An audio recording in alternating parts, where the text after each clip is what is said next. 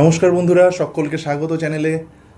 গতকাল আমরা যে ভিডিওটা করেছিলাম, অর্থাৎ ব্যান্ডুরা, ব্রুনার, গার্ডনার এবং ব্লুমের তত্ত্ব নিয়ে আলোচনা, আর বলেছিলাম যে এই সমস্ত তত্ত্ব থেকে কী ধরনের এমসিকিউ আসতে পারে সিটেট বা টেট পরীক্ষাতে, সেগুলো আমরা আলোচনা করব নেক্সট ভিডিওতে।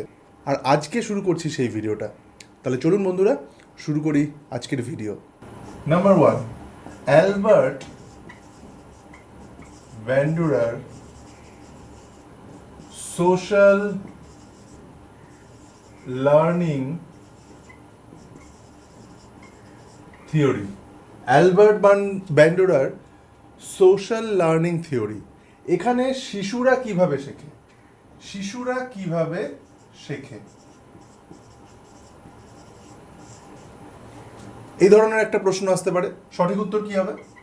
আমরা যখন আলোচনা করেছিলাম, আমরা জানি যে অ্যালবার্ট ব্যান্ডুরা মানেই অবজারভেশনাল লার্নিং, অর্থাৎ পর্যবেক্ষণ করে, দেখে দেখে শেখে, অন্যকে দেখে শেখে। তাহলে কিভাবে শেখে বললেই আমরা অন্যকে দেখে বা অন্য লোককে পর্যবেক্ষণ করে শেখে। এই জাতীয় উত্তরই কিন্তু সঠিক হবে। অপশন যাই থাকুক না কেন, আমার কনসেপ্টটা কিন্তু এই বিষয়টা মাথায় রাখতে হবে। তাহলে এটা গেল এক ধরনের এমসিকিউ প্যাটার্ন। এরপরে ব্যান্ডুরা থেকে আরেকটা প্রশ্ন আসতে পারে যে বিখ্যাত বই, ব্যান্ডুরার বিখ্যাত এক্সপেরিমেন্ট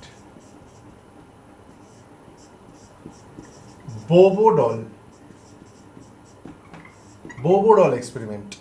মনে করে দেখুন যে বোবোডল মানে একটা পুতুলকে কিছু মানুষ মারছিল বা আঘাত করছিল, সেটা দেখে ছোট বাচ্চারাও সেই পুতুলটিকে মারতে শুরু করে।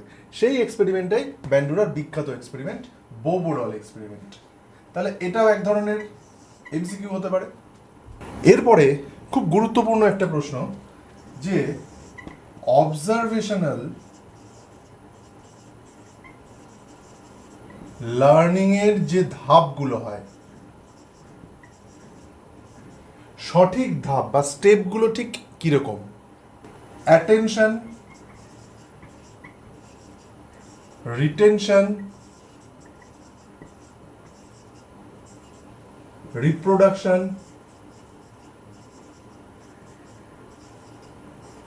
আর মোটিভেশন। একদম শেষে হচ্ছে মোটিভেশন।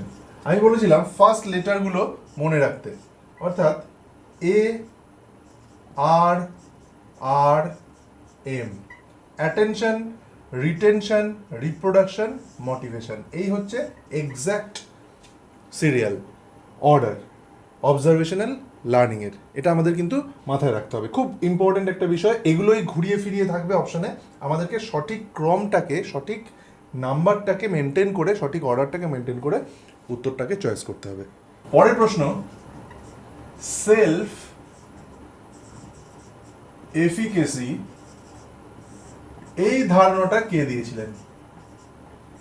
ভালো করে মনে করুন যে আমরা যখন ব্যান্ডুরা পড়ছিলাম, সেলফ এফিকেসি এই কথাটা কিন্তু এসেছিল। তাহলে বিভিন্ন রকম মনোবিদের কিন্তু নাম থাকবে পরপর, এবং সেখানে ব্যান্ডুরা নামটাও থাকবে। তখন আমাদেরকে ব্যান্ডুরাটা সিলেক্ট করতে হবে। সেলফ এফিকেসি এই টার্মটার সময় মানে আমাদের নিজেদের ওপর যে বিশ্বাসটা, যে আত্মবিশ্বাস, যে আমরা পারবো, এই মানসিকতা, এটার কার থিওরি? ব্যান্ডুরার থিওরি। আরও যদি স্পেসিফিকভাবে বলতে চাই, ব্যান্ডুরার যে সোশ্যাল কগনিটিভ থিওরি ছিল, সোশ্যাল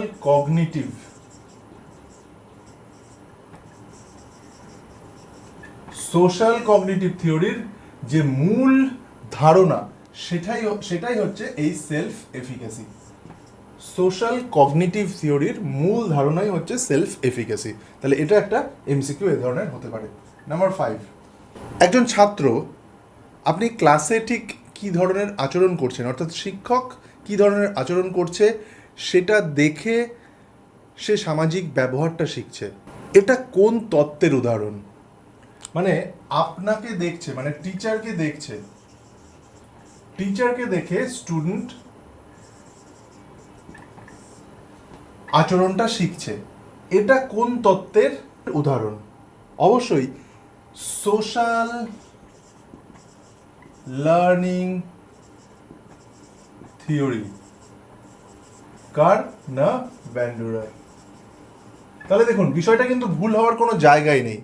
আমরা যে বিষয়গুলো পড়েছি সেখান থেকেই এমসিকিউগুলো ঠিক কোন প্যাটার্নে আসতে পারে সেগুলো নিয়েই আলোচনা করছি, যাতে আপনাদের এক্সামিনেশন হলে কোনো রকম কনফিউশন না হয়।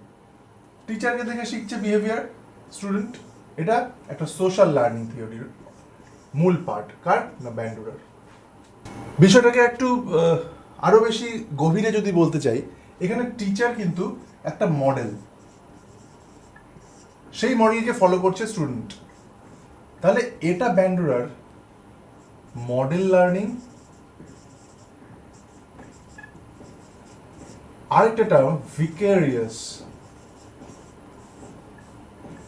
লার্নিং।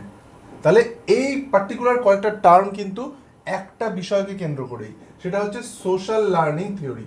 মানে কোনো কাউকে মডেল হিসেবে দেখছে শিক্ষার্থী বা স্টুডেন্ট, এবং সেটাই হচ্ছে মডেল লার্নিং বা সোশ্যাল লার্নিং বা ভিকেরিয়াস লার্নিং। তাহলে একটা বিষয়কে কত রকমভাবে একটা এমসিকিউ থেকে প্রশ্ন তৈরি করা যেতে পারে, এটা কিন্তু তার উদাহরণ।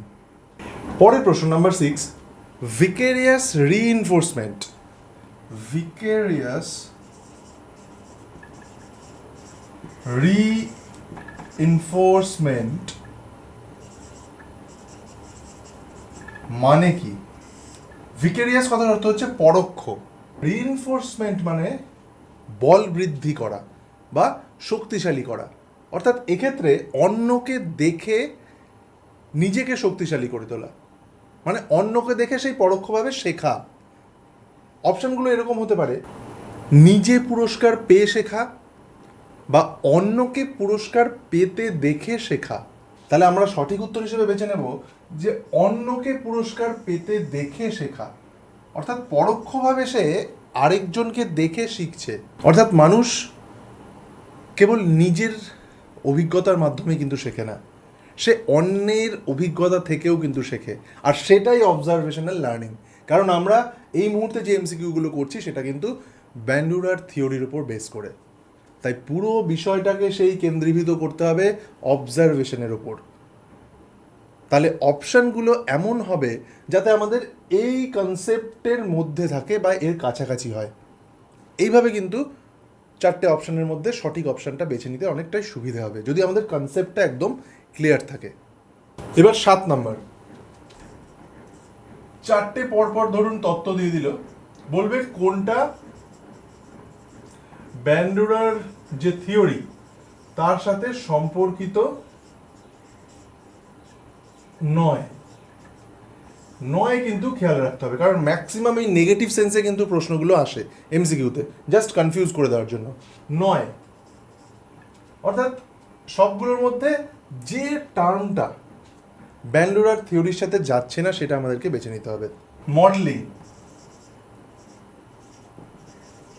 Self efficacy, Bobo doll, token economy.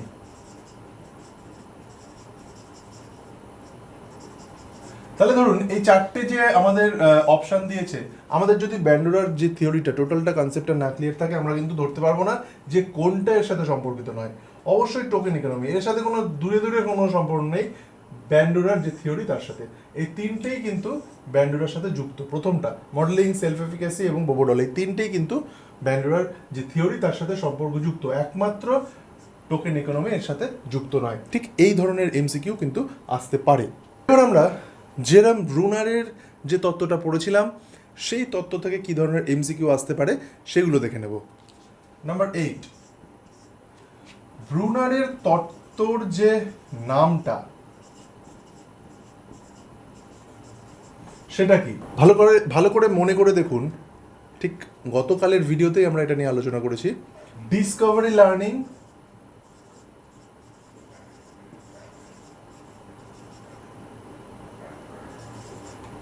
and spiral curriculum. Discovery learning and spiral curriculum, অর্থাৎ ডিসকভারি মানে নতুন কিছু সে আবিষ্কার করবে, তাকে সম্পূর্ণ বিষয়টা বলে দেওয়া হচ্ছে না, সে নিজে থেকেই আবিষ্কার করবে ছাত্ররা। আর স্পাইরাল কারিকুলাম মানে একই জিনিস একটু গভীরে গিয়ে স্টেপ বাই স্টেপ তার লেভেলটাকে হার্ড করা। মানে নিচু ক্লাসে ঠিক যোগটাকে আমরা যেভাবে পড়াচ্ছি, যত ক্লাস উঁচু হচ্ছে মানে যত ক্লাস বাড়ছে তত কিন্তু সেই যোগের যে প্রশ্নের প্যাটার্নগুলো, তার যে লেভেল, সেটা কিন্তু আস্তে আস্তে হার্ড হতে থাকছে। আর ঠিক এটাকেই বলা হচ্ছে স্পাইরাল কারিকুলাম। আর এই তত্ত্বটাই ব্রুনারের। তাহলে আমরা যদি এক লাইনে বলি যে ব্রুনারের তত্ত্ব কোনটা, সেটা হবে discovery learning and spiral curriculum. ব্রুনারের আরেকটা প্রশ্ন, যে ব্রুনারের মতে যে শিশু যে শিখছে কয়টি ধাপে শেখে, কটি ধাপে শিখছে? আমরা জানি যে 3টি ধাপে শেখে। কি কি? Enclave, iconic, symbolic. EIS, এই কথাটা মনে রাখতে হবে। EIS, এই 3টে ধাপে শিশুরা শেখে। সেটার কে বলেছেন? না, ব্রুনার বলেছেন তার তত্ত্বে।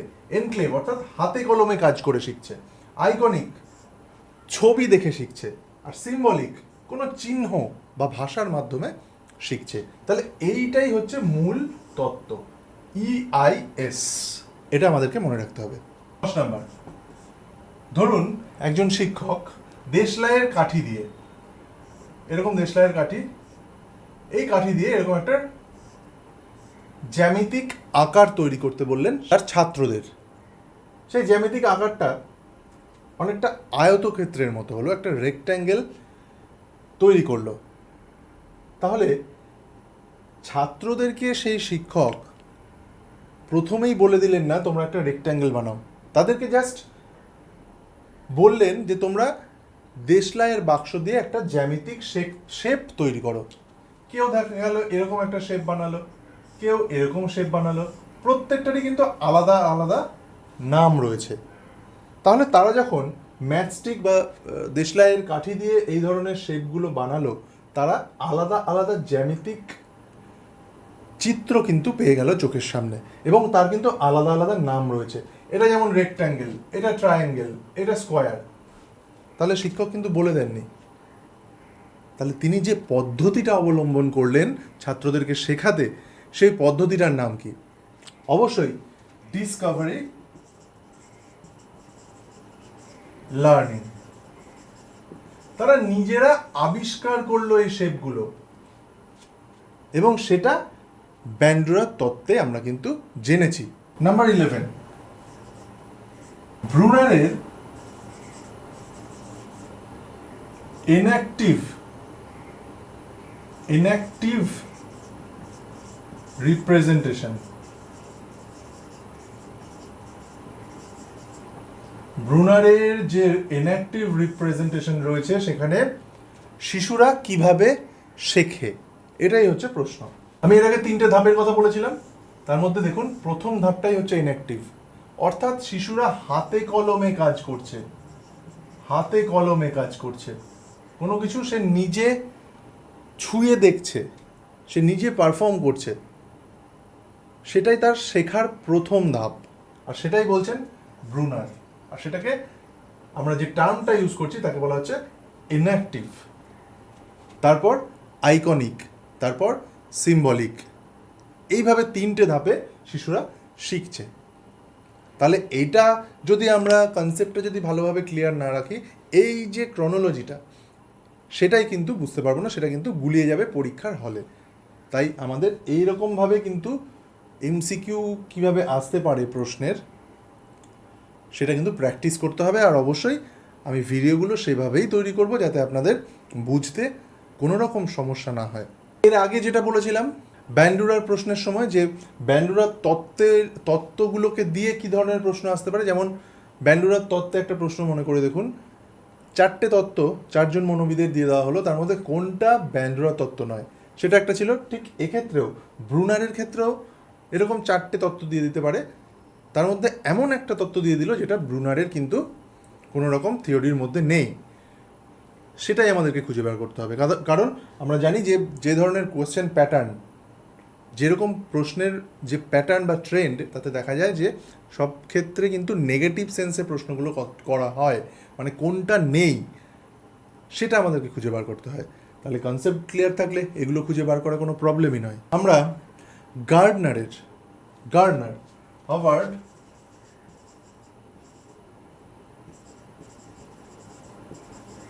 গার্ডনারের তত্ত্ব থেকে প্রশ্নগুলো করব। আচ্ছা, প্রথম প্রশ্ন, যে হাওয়ার্ড গার্ডনারের যে তত্ত্বটা, সেটা কত সালে তিনি প্রকাশ করেন? কি তত্ত্ব? আমরা জানি হাওয়ার্ড গার্ডনারের মাল্টিপল ইন্টেলিজেন্স। হাওয়ার্ড গার্ডনার মানেই মাল্টিপল ইন্টেলিজেন্স তত্ত্ব। আর সেটা তিনি কত সালে প্রকাশ করেন? 1983-তে তিনি প্রকাশ করেন। তাহলে অপশানে এরকম অনেক 3-4টে সাল দিয়ে দেবে, তার মধ্যে সঠিক সাল হচ্ছে 1983। খুব ইম্পর্টেন্ট এই প্রশ্নটা। এই সালটা কিন্তু প্রায়ই দেখতে পাওয়া যায় স্টেটের বা সিটেটের বিভিন্ন বছরের প্রশ্নে। এক্ষেত্রে আরও একটা বিষয় বলে রাখি, যে গার্ডনার তার যে মাল্টিপল ইন্টেলিজেন্স তত্ত্বটা, সেটা একটা বইয়ে তিনি প্রকাশ করেন। সেই বুকটার কি নাম? এটাও কিন্তু একটা ধরনের প্রশ্ন আসে। ফ্রেমস অফ মাইন্ড, খুবই ইম্পর্টেন্ট। ফ্রেমস অফ মাইন্ড এই বইয়ে 1983-তে হাওয়ার্ড গার্ডনার মাল্টিপল ইন্টেলিজেন্স তত্ত্ব প্রকাশ করেন। তাহলে এই পার্টিকুলার যে আমি যে পুরো লাইনটা বললাম, এখান থেকেই 4টে এমসিকিউ কিন্তু তৈরি হয়। গার্ডনারের যে তত্ত্বগুলো, সেখান থেকে ধরুন আরেকটা প্রশ্ন, মাল্টিপল ইন্টেলিজেন্স। আমরা জানি যে গার্ডনারের যে তত্ত্ব, এই মাল্টিপল ইন্টেলিজেন্সের কত রকমের হয়? মানে প্রথমেই মাথায় আসবে 8টা প্লাস 1, মানে প্রথমে 8টা বলেন, তারপরে একটা তিনি পরবর্তীতে প্রস্তাব করেন। সেই 8টা নিয়ে এর আগের ভিডিওতে আমরা আলোচনা করেছি।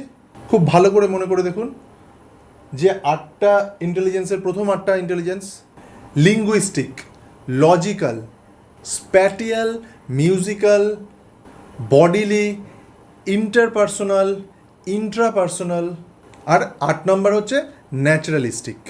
এবং সর্বশেষ যেটা, সেটা হচ্ছে এই যে +1 যেটা করেছি, যেটা পরবর্তীতে তিনি প্রস্তাব করেন, সেটা হচ্ছে এক্সিস্টেন্সিয়াল, অস্তিত্ববাদ নিয়ে তার বুদ্ধিমত্তার একটা ধরন বা মাল্টিপল ইন্টেলিজেন্সের একটা পার্ট।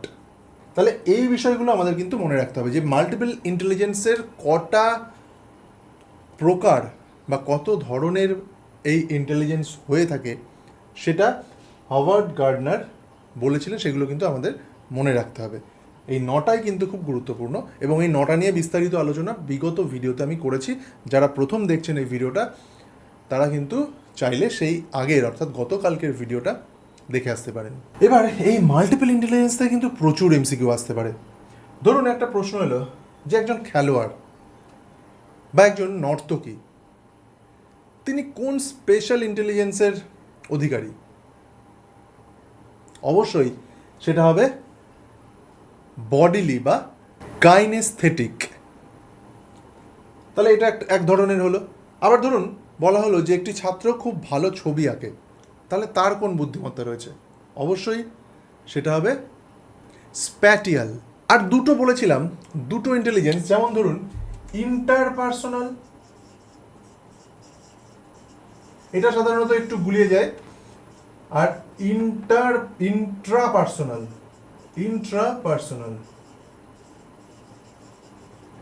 খুব ভালো করে দেখুন, একটা ইন্টার আর একটা ইন্ট্রা মানে অন্যের মন বোঝা, অন্য লোকের মন আপনি খুব সহজে বুঝতে পারেন, তার মানে আপনার ইন্টারপার্সোনাল ইন্টেলিজেন্স রয়েছে। আর ইন্ট্রা মানে আপনি নিজেকে খুব ভালো বোঝেন, নিজের মনের ওপর আপনার খুব ভালো কন্ট্রোল রয়েছে, আত্মসংযম আপনার খুব ভালো রয়েছে, সেটাই হচ্ছে ইন্ট্রাপার্সোনাল ইন্টেলিজেন্স। তাহলে এই দুটো কিন্তু খুব গুরুত্বপূর্ণ, এই দুটো যেন কোনো রকমভাবে ভুল না হয়, কারণ আমরা এই যে পার্টিকুলার ইন্টার এবং ইন্ট্রা, এই কথা দুটোতে কিন্তু বেশি স্ট্রেস দেব। আর একটা প্রশ্ন একদম ক্লাসরুম সিচুয়েশনে আসে, সেই সিচুয়েশনগুলো থেকে কিভাবে টিচার হ্যান্ডেল করবেন সেই ধরনের পরিস্থিতি, সেখান থেকে আসে যে একটা ক্লাসে তো অনেক ধরনের বাচ্চারা পড়াশুনো করে।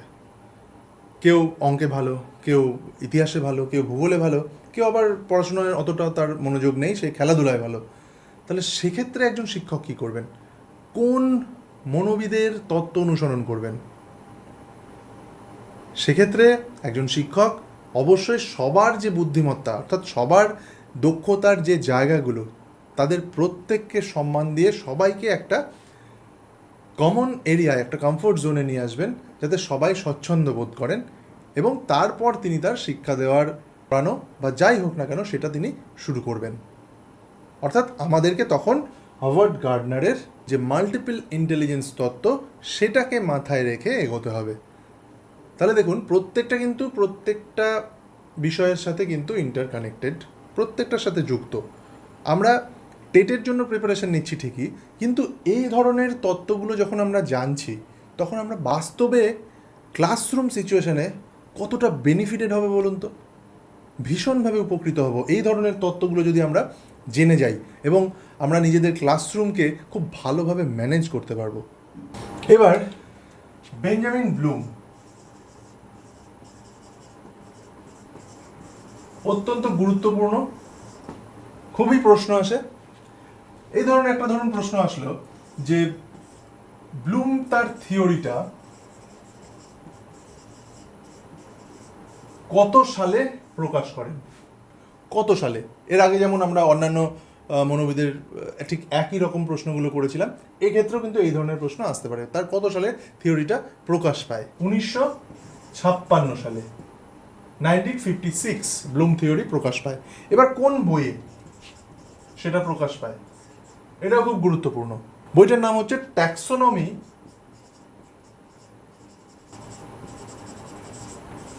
Of educational objectives. Taxonomy of educational objectives, এই বইটাতে প্রকাশ পায় ব্লুমের থিওরি 1956-এ। এবার ব্লুমের যে ট্যাক্সোনমি, ব্লুমের ট্যাক্সোনমি থেকে খুব কমনলি একটা প্রশ্ন আসে যে ব্লুমের ট্যাক্সোনমির সর্বোচ্চ স্তর কোনটা? সর্বোচ্চ স্তর আমরা জানি ব্লুমের ট্যাক্সোনমি ঠিক এইভাবে ডিভাইড করতে হয়, জাস্ট একটা পিরামিডের মতো। সর্বোচ্চ স্তর হচ্ছে ক্রিয়েটিং, নতুন কিছু শিখতে পারে, নতুন কিছু তৈরি করতে পারে, একদম অন্তিম স্তরে, মানে সর্বোচ্চ স্তরে এসে একটি শিক্ষার্থী বা একজন শিশু, তাহলে সেটা হচ্ছে ক্রিয়েটিং, যেটা একদম উপরে। এবার ক্লাসরুম সিচুয়েশন, আবার যেটা আমাদের সিটেট বা যে কোনো টেটের সব থেকে কমন একটা ট্রেন্ড, যে ক্লাসরুম সিচুয়েশনকে কেন্দ্র করে কিন্তু এই সিডিপি, চাইল্ড ডেভেলপমেন্ট অ্যান্ড পেডাগজির প্রশ্নগুলো আসে। একদম নিরেট বইয়ের তত্ত্ব মুখস্থ করার দিন কিন্তু শেষ, পুরোটাই অ্যাপ্লিকেশন বেসড প্রশ্ন। তাহলে এরকম ধরুন প্রশ্ন আসলো, একটি ছাত্র তার পাঠ্য বইয়ের কোনো একটা সংজ্ঞা, কোনো টপিকের একটা সংজ্ঞা সে হুবহু মুখস্থ বলতে পারছে, তাহলে এটা আমরা ব্লুমের ট্যাক্সোনমির কোন স্তরে ফেলবো? তাহলে সেটা হবে রিমেম্বারিং। খুব ভালোভাবে মনে করে দেখুন, রিমেম্বারিং স্তরে সে হুবহু মুখস্থ করে বলতে পারছে। এবার এই স্তর থেকে অজস্র প্রশ্ন আসতে পারে। একটা বিষয় আপনি পড়ালেন, এবার সে সেই বিষয়টা থেকে সে নিজের ভাষায় আপনাকে বোঝাতে পারছে, তাহলে এটা কোন স্তরে রয়েছে? নিজের ভাষায় যখন সে বোঝাতে পারছে, তাহলে সেটা হয়ে যাচ্ছে আন্ডারস্ট্যান্ডিং। সে নিজে খুব ভালোভাবে বুঝতে পেরেছে, তাই আপনাকে বোঝাতে পারছে, তাহলে সেটা হচ্ছে আন্ডারস্ট্যান্ডিং। একটি ছাত্র অঙ্কের একটা সূত্র আপনি সেই ছাত্রটিকে শিখিয়েছেন, a+b²। এখন আপনি একটা অঙ্ক করতে দিয়েছেন, সেখানে সেই সূত্রের প্রয়োগটা আছে। আপনি দেখলেন যে সে কিন্তু সঠিক জায়গায় সঠিক সূত্রটা প্রয়োগ করে অঙ্কটা সলভ করতে পেরেছে, তাহলে এটা ব্লুমের ট্যাক্সোনমি অনুযায়ী কোন স্তরে আপনি ফেলবেন? অবশ্যই অ্যাপ্লাইং স্তর। কারণ সে সঠিক বিষয়টা সঠিক জায়গায় প্রয়োগ করতে পারছে, আর সেটাই তো ব্লুমের ট্যাক্সোনমির অ্যাপ্লাইং স্তর। তাহলে দেখুন বিষয়টা কতটা প্রাসঙ্গিক এবং ক্লাসরুমের সাথে কতটা কানেক্টেড বিষয়গুলো। তাহলে আমরা এই থিওরিগুলোকে যখন পড়ছি এবং সেগুলো যখন আমরা ক্লাসরুমে প্রয়োগ করব, আমাদের পড়ানোর বিষয়টা কতটা সহজ হয়ে যাবে বলুন তো।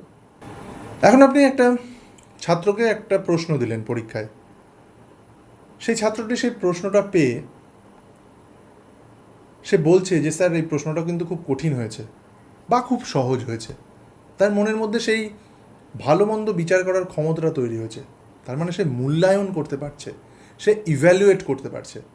তাহলে সিচুয়েশনের সাথে থিওরিটা কোথায় ম্যাচ হচ্ছে ভালো করে দেখুন, একদম রিয়েল লাইফ সিচুয়েশন, কখন সে ইভ্যালুয়েট করতে পারছে, আর সেই ইভ্যালুয়েশনটাই ব্লুমের ট্যাক্সোনমির একটা স্তর। তাহলে প্রশ্নটা কিভাবে হচ্ছে দেখুন। তাহলে আমাদেরকে কনসেপ্টটা কতটা ক্লিয়ার রাখতে হবে, আর ক্লিয়ার রাখতে পারলেই আমরা প্রশ্নগুলো কিন্তু খুব সহজে সলভ করতে পারবো। এরপরে ধরুন একটা প্রশ্ন হতে পারে, আপনি ক্লাসে গেলেন, ক্লাসে গিয়ে আপনাকে টিচার্স ডেতে ধরুন আপনার জন্য একটা নতুন কবিতা একটি ছাত্র লিখেছে এবং আপনাকে সেটা প্রেজেন্ট করলো সে। এখন আপনাকে বলা হচ্ছে যে তার এই কাজটা ব্লুমের ট্যাক্সোনমির কোন স্তর অনুযায়ী হয়েছে।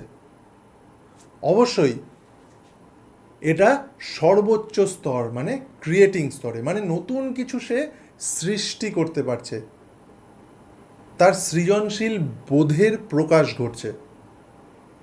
এটাই ব্লুমের ট্যাক্সোনমির সর্বোচ্চ স্তর। আর সার্বিকভাবে ব্লুমের ট্যাক্সোনমির স্তরটা আমাদেরকে মনে রাখতে হবে, R U A A E C, remembering, understanding, applying, analysing, evaluating and creating. এই পার্টিকুলার টার্মটা আমাদেরকে মনে রাখতে হবে ব্লুমের ট্যাক্সোনমির ক্ষেত্রে। আর এই ক্রমেই কিন্তু এমসিকিউ উঠে আসতে পারে, এগুলোকে জাস্ট ওলট পালট করে দেবে। সি চলে এলো আগে, আর চলে গেল পরে, ইউ চলে গেল আগে, এ চলে এলো আগে, ঠিক এইভাবে সাফলিং করে দেবে। এবং আপনাকে সঠিক ক্রমটা মনে রাখতে গেলে এই বিষয়টা কিন্তু মনে রাখতে হবে যে কোনটার পর কোনটা হচ্ছে। তাহলে বন্ধুরা, চারটে থিওরি থেকে কত রকমভাবে এমসিকিউ হতে পারে তার পুরোটা আপনাদের সামনে তুলে ধরলাম। আশা করি এই ধরনের থিওরি থেকে পরীক্ষায় যাই প্রশ্ন আসুক না কেন, আপনারা কিন্তু নিমেষেই সেগুলো সলভ করতে পারবেন। আর এ নিয়ে যদি আপনাদের কোনো বক্তব্য থাকে বা নতুন কিছু আরও জানার থাকে, অবশ্যই কমেন্টে জানাবেন। তাহলে বন্ধুরা, দেখা হচ্ছে পরবর্তী ভিডিওতে। আপনারা প্রত্যেকে ভালো থাকবেন। ধন্যবাদ।